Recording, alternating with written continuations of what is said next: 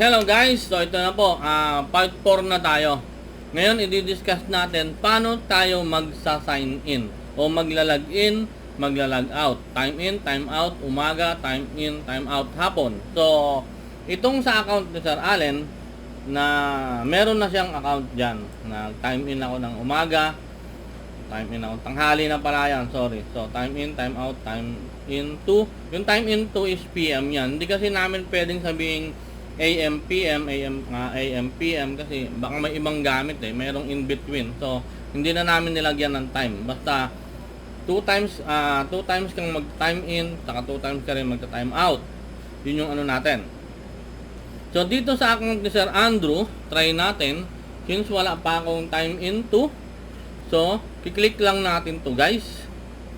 Click yan. So, napansin nyo, pag click natin ng time in, mag-ano siya, magbo-blur siya. Ibig sabihin, hindi mo na mapipindot yan kahit anong gawin mo.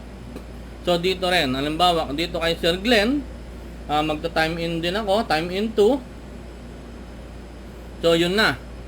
So nag-record na 206 pareho.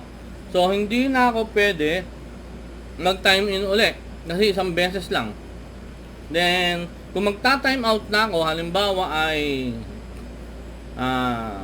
alas 5 na or time na, mag-out na ako tapos ng trabaho, ta-time out lang ako.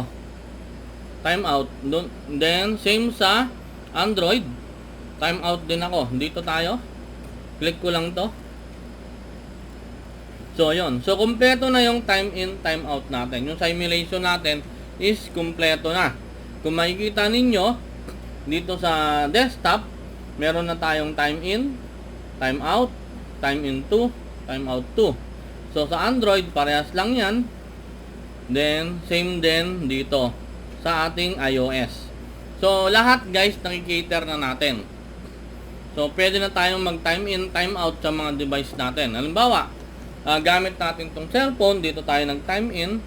Then, later, pagdating sa bahay, hindi na naman, pag nasa bahay, hindi naman natin gano'ng hawak ang cellphone, magla-login tayo dito sa ating desktop, pwedeng doon na rin tayo mag-time out.